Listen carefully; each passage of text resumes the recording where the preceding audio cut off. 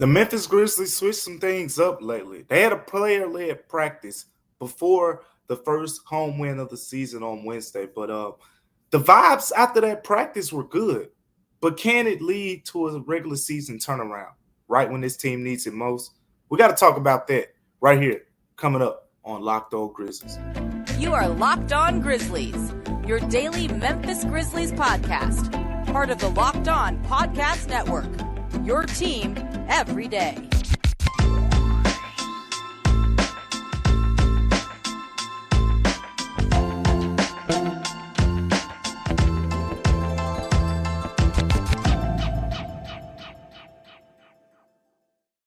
What's going on, everyone, and welcome back to Locked On Grizzlies. I am your host today, Damichael Cole, beat writer for the Commercial Appeal, right here in Memphis, Tennessee, covering your Memphis Grizzlies. I want to thank you guys for tuning in each and every single day. If you're every day, we appreciate you. Make sure you continue to like, rate, comment, subscribe.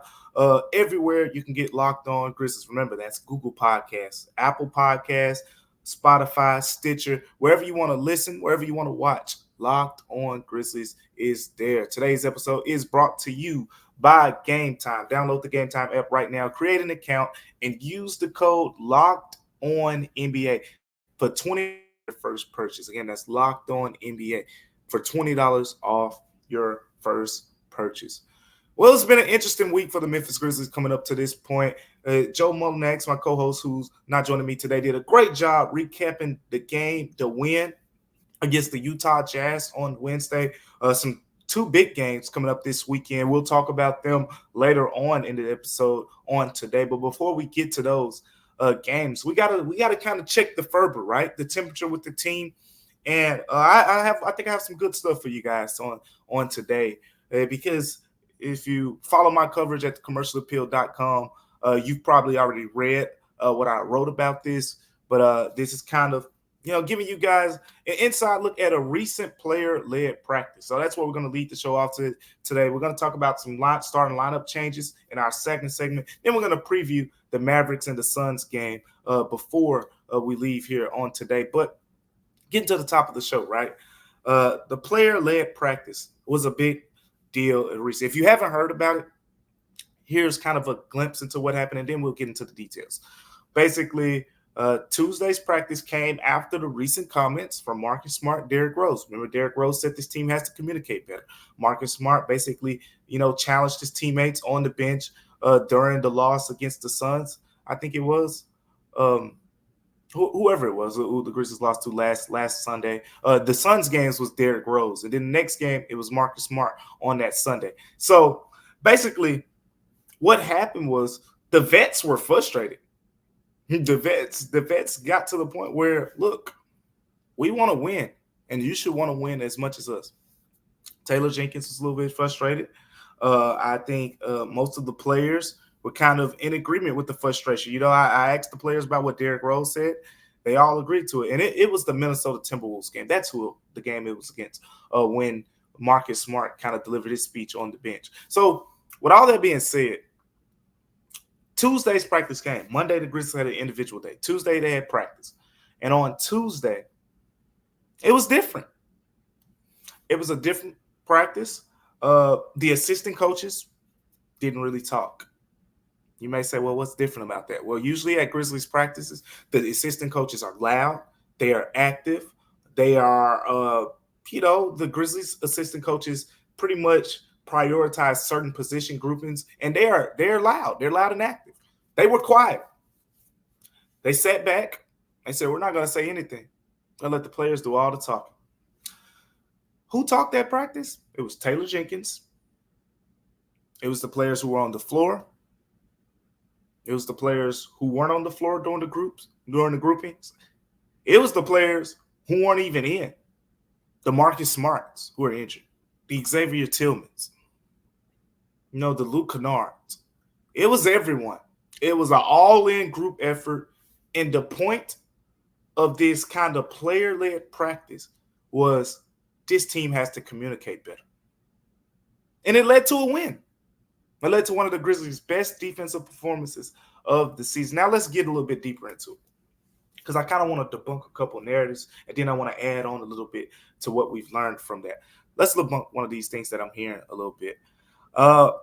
Some people are saying the assistant coaches didn't talk at practice. Well, what are they here for? What are they good for if we're not using them at practice? Well, let me say this. And again, I always say for our people who tune in on YouTube or the YouTube comment section, you are free to voice your opinion, and we'd love to interact with you guys. Or you can also follow me on X below at Damichael C. We can interact on there as well. But here's my thought on that. I thought this was actually excellent strategy from Taylor Jenkins as a head coach. As a head coach, you got to switch some things up when everything's not working. Shall I remind you, on Friday after that Suns game, right? On Friday, what did Derrick Rose say? Derrick Rose said, when he was talking about the communication, Derrick Rose said that he has been telling these guys over and over about how they need to communicate better. And he said, I don't know when it's going to click. Like, I don't know when the message is going to go through. Paraphrasing. But those were Derrick Rose's words, in a nutshell. I don't know when the message is going to go through to you guys, no matter how much I say it. So as the head coach, if you have a similar feeling as Derrick Rose, if you and the assistant coaches running practice in similar ways, if that isn't working, you got to switch it up. And I thought it was an excellent way to switch it up because guess what? Not only were the assistant coaches quiet and Taylor Jenkins doing some of the talking, that forces the players to talk. But not only that, the Grizzlies had the loud sounds, basically similar to the in-arena game sounds. Like fans yelling during the game, they had that blaring on the speakers. So not only did players have to talk, they had to talk loud. They had to talk, with assertiveness, with aggressiveness. Hey, you get there. Hey, left, pick left. Wolf, guy behind you. They had to be assertive. And that was a strong way of kind of getting this team to communicate better, in my opinion. Because guess what? If the players weren't talking, then there were going to be mistakes. And then when those mistakes happened, the assistant coaches weren't going to say, hey, you missed that guy there. No one went to the guy in the corner. The players had to figure it out. Taylor Jenkins orchestrated everything, but the players had to figure it out. Zaire Williams called it one of the hardest practices that he's had in his entire career. He compared that practice to a training camp. Zaire Williams compared practice to a training camp. And that's the best way that I can put it. I mean, it's as simple as that. He compared it to training camp. And the Grizzlies during the regular season, they get their work in and whatnot. David Roddy basically used the words awkward, uncomfortable, meaning the Grizzlies are trying to get a little bit more comfortable with the uncomfortable. And then Derrick Rose basically said, it's a good start, but we got to keep doing that. We got to do it in the walkthroughs. We got to do it in more practices. All that leading into the games. And you say, well, how is all of this relevant? I said, one, I think it was excellent strategy from Taylor Jenkins. I know a lot of people talk about, the X's and the O's and things like that, and Taylor Jenkins' ability to kind of manage the roster or whatever the case may be. I thought this was an excellent idea from a head coach saying, man, I got to do something different.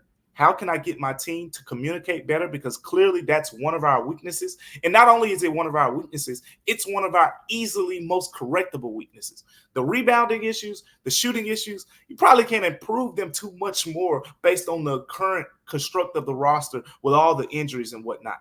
But something as simple as communicating, you can improve that.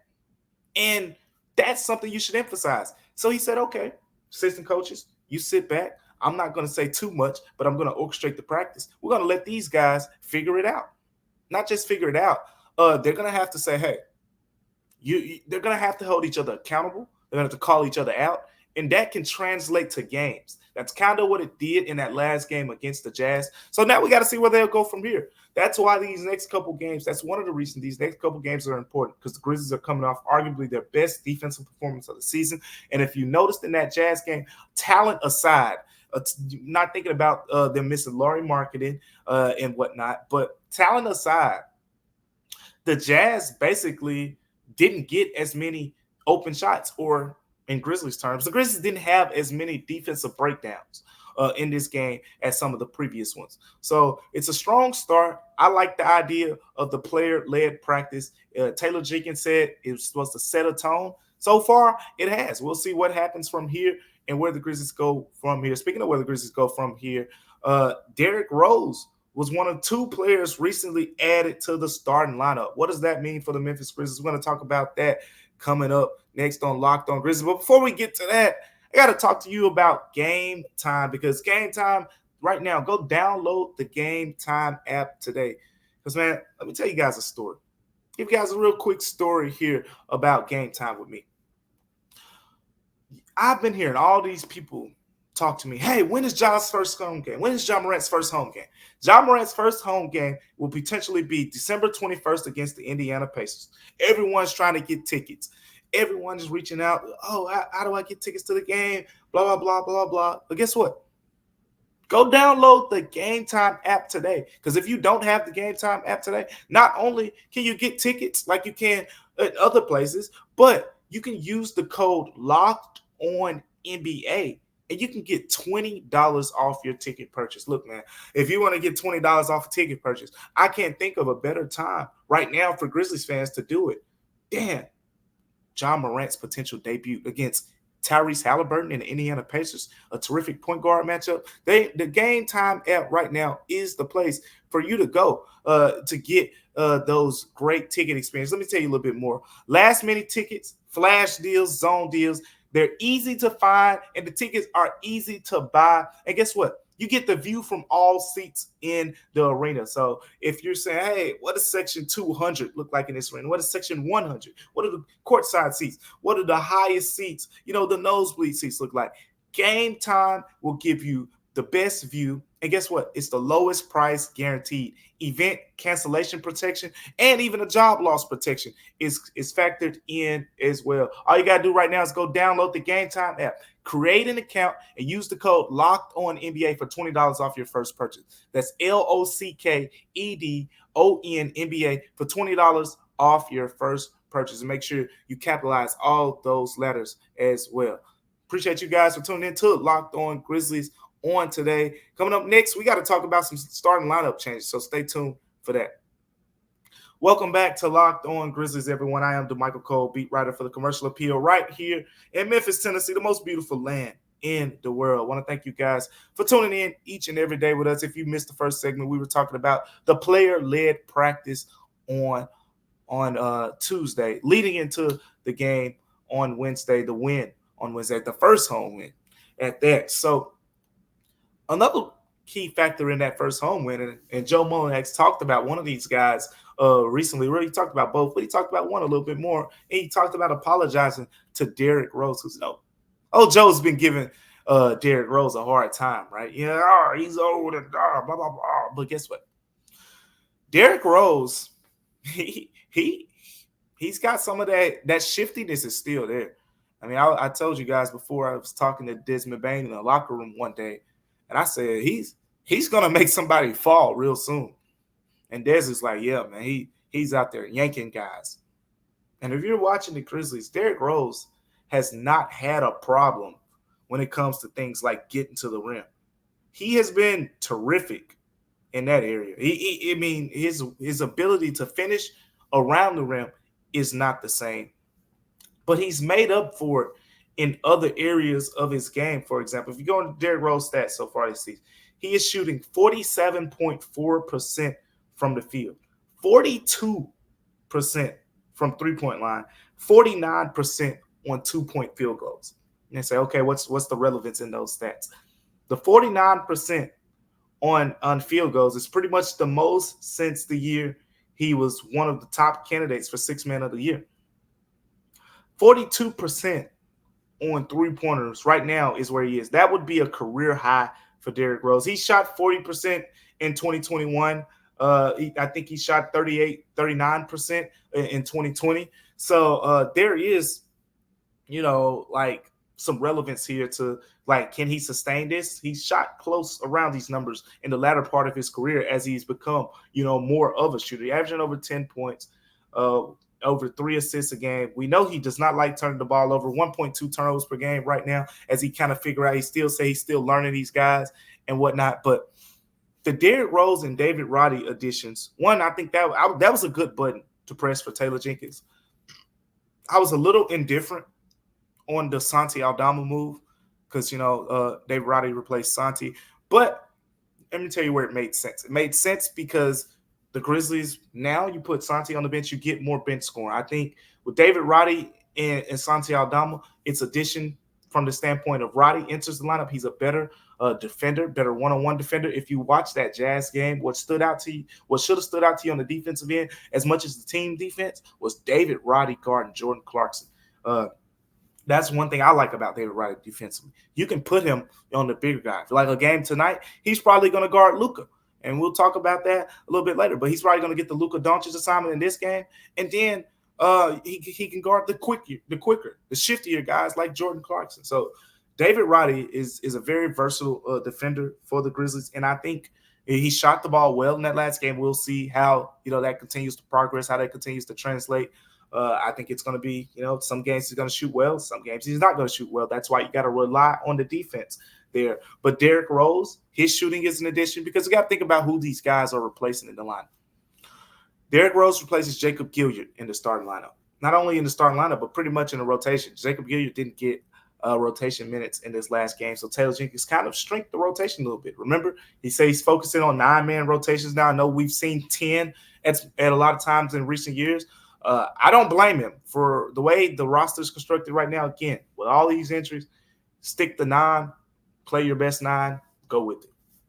So with that being said, you get Derrick Rose, who's shooting the ball as well as Jacob Gilyard, and it gives you more of an offensive presence. When he comes off that screen, most guys know Derrick Rose will either get to that floater, the mid-range shot, or he can kick it out to the corners, or he can drop it down in the paint. With Jacob Gilyard, you can get all the assets as a passer, but he's really not a scoring threat off the screen. And you saw teams, as the film kind of got out, they didn't really respect it. They said, hey, if he's not going to take spot-up three-point shots, when he's driving to the basket, we really don't have much to worry about. And there was never really a threat there. So Derrick Rose is giving you more of an offensive threat from a scoring and passing perspective. Teams don't know how to guard it. That makes the bigs more of a threat. That makes the shooters more of a threat. And that's one of the reasons why David Roddy was able to have a better game. So I think putting those two in the starting lineup together, you get the offensive boost that the Grizzlies needed, but you get the defensive boost more than anything with a guy like David Roddy in for Santi Aldama. Santi Aldama came in the starting lineup, and he was really supposed to spark the offense, and he did that, especially in that game against the Boston Celtics. But defensively, that's where David Roddy kind of claws his teeth. I've talked a lot about how when Dillon Brooks was here, David Roddy was the guy he really took under his wing. Me and Dillon Brooks talked a lot about just his one-on-one conversations with Roddy and how he just felt he had great potential as a defender. So adding those two to the lineup, it shrinks your bench rotation. As that I think with Santi Aldama, that's your primary scorer off the bench. But the Grizzlies also put Jalen Noel, in the lineup. He's on a 10-day contract, but these next 2 games are going to be pivotal in terms of what Memphis does with him from here. I'm not really expecting, him to be extended longer than 10 days because of the current status of the Grizzlies roster. You got to remember this. Not only are the 10-day guys who are likely going to have to be removed from the roster, but once Ja Morant gets back on December 19th, Memphis will have to make another roster move in terms of someone's going to have to get cut. And they added Bismack Biyombo to the roster, and there was some general thought of, oh yeah, they add this guy to the roster, and after the first few games, he's gone. But Biyombo has played well, so cutting bait with Biyombo, the guy who's been the starting center for the past couple weeks, would be a rough decision, to say the least. So someone else is probably on the outside looking in. We're going to find out who that person will be. But with all that being said, The recent lineup changes put the Grizzlies in better position for these upcoming games. Speaking of these upcoming games, matchups against the Mavericks and the Suns are next. Two of the better teams in the Western Conference. How will the Grizzlies fare in those games? We're going to talk about it next on Locked On Grizzlies. But before we get to that, we got to talk to you about FanDuel. Because look, right now, new customers, I don't think there's a better opportunity out there, and especially because FanDuel is America's number one sportsbook. But right now, new customers, if you haven't signed up and logged into FanDuel yet, you can get $150 in bonus bets with any winning on a $5 money line bet.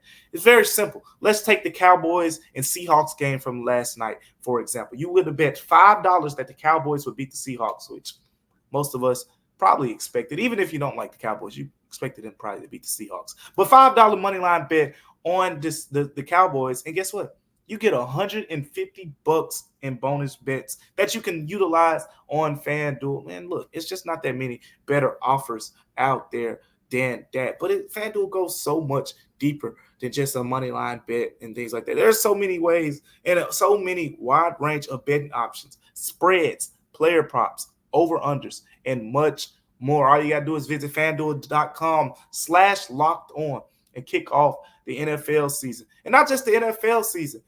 Boxing, football, college football, college basketball, the NBA, and NHL, so much more as well. FanDuel will have you covered with all of these sports in all of these areas. FanDuel is the official partner of the NFL. Make sure you go to FanDuel.com/locked-on to kick off the NFL season.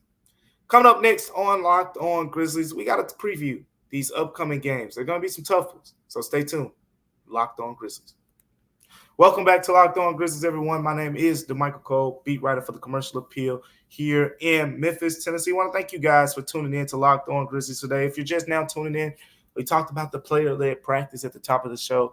What happened? What did it mean for this team? And what does it mean going forward? We also talked about some lineup changes and kind of viewed them from the similar lens. Derrick Rose in the starting lineup.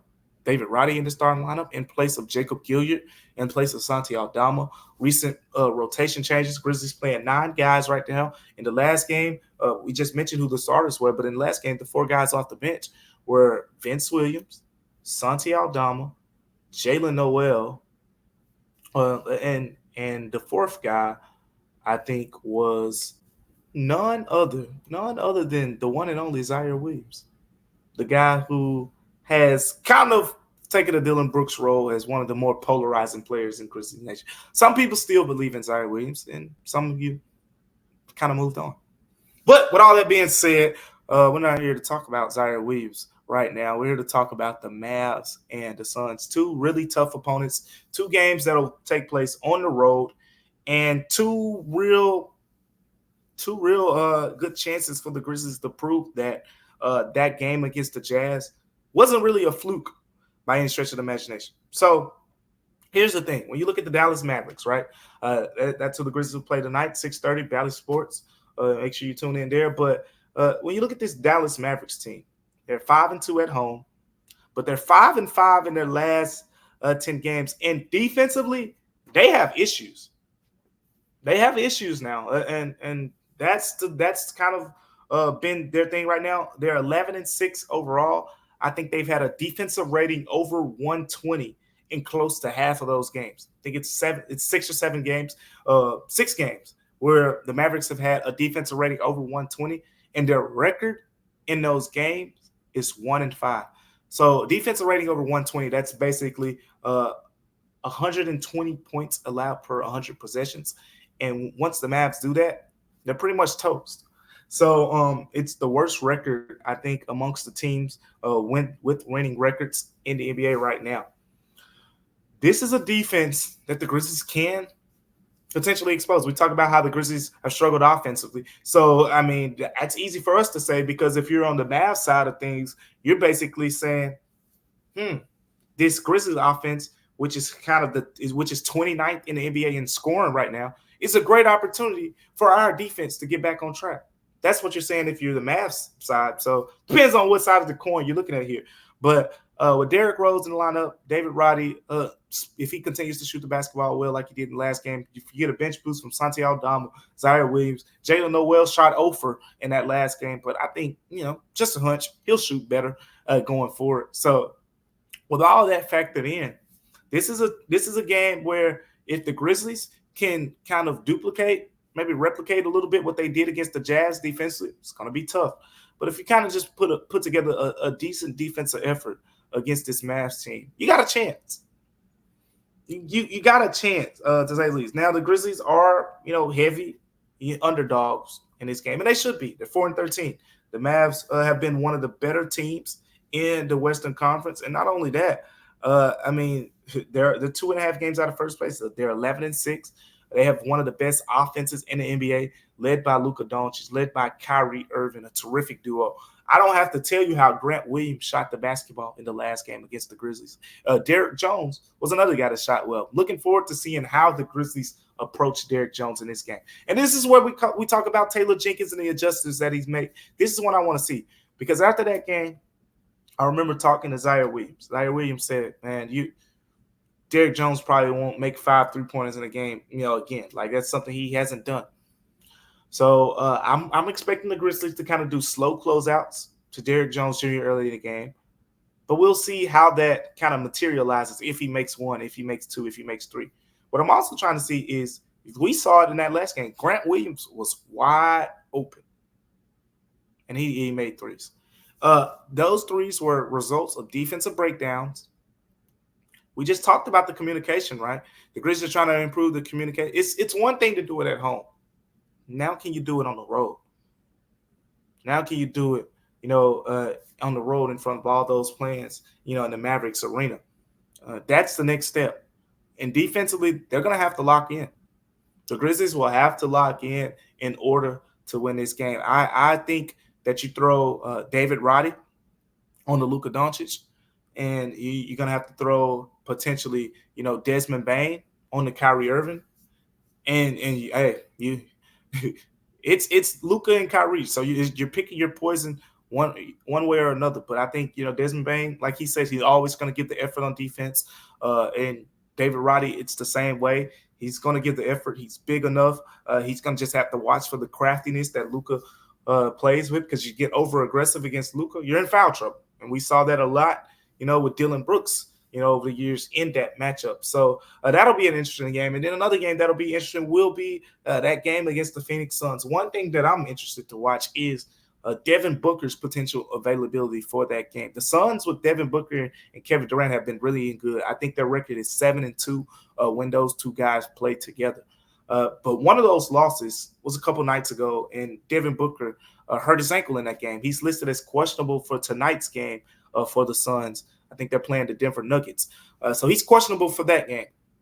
But here's why it impacts the Grizzlies, because if he plays in that game, then you got to wonder if he's going to play the second night of back-to-back after hurting his ankle a couple nights ago. If he doesn't play, then clearly he wasn't ready to play in that game, and now you got to wonder if he's going to be 70, 75% in his upcoming game against the Grizzlies. Whatever the case may be, the Grizzlies aren't going to get the Suns at their best, not just because Bradley Beal is out, but because Devin Booker won't be 100%. Again, they're still going to be underdogs. Like, this isn't me saying, wow, the Grizzlies should win either of these games. It's me saying that if you want to beat them, this is your chance. You have a better chance than initially thought when you looked at the roster and when you looked at the Grizzlies roster and you looked at all these injuries and you looked at the Suns and you said, Devin Booker, Kevin Durant, or you looked at the Mavs and said Luka Doncic, Kyrie Irving. You had a better chance than initially thought.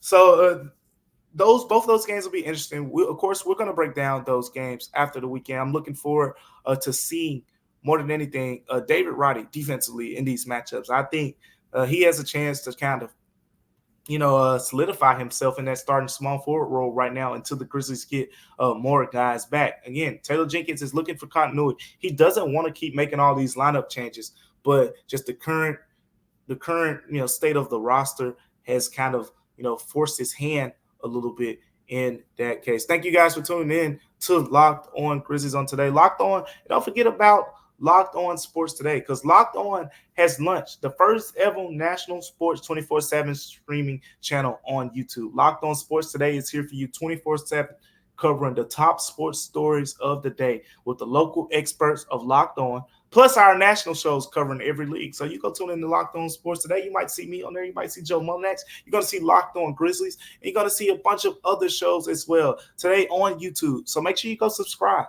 because it's the first ever national sports 24/7 streaming channel. Make sure you go subscribe. Make sure you go tune in for that. Speaking of tuning in, tune into these games this weekend as well. And then make sure you tune into Locked On Grizzlies on Monday, because me and Joe Mullinax will be back together to recap these past two games and where the Grizzlies go from here. Right now, they're 4-13. So either they'll be 4-15, they'll be 5-14 potentially. Best case scenario, they're 6-13, and we might be throwing a party on Locked On Grizzlies on Monday. So make sure you tune in, because you never know what to expect between me and Joe Mullinax. You never know what to expect. But until then, remember that Locked On Grizzlies is free and available wherever you get your podcast. I'll see you guys on Monday. Stay tuned for Locked On Grizzlies.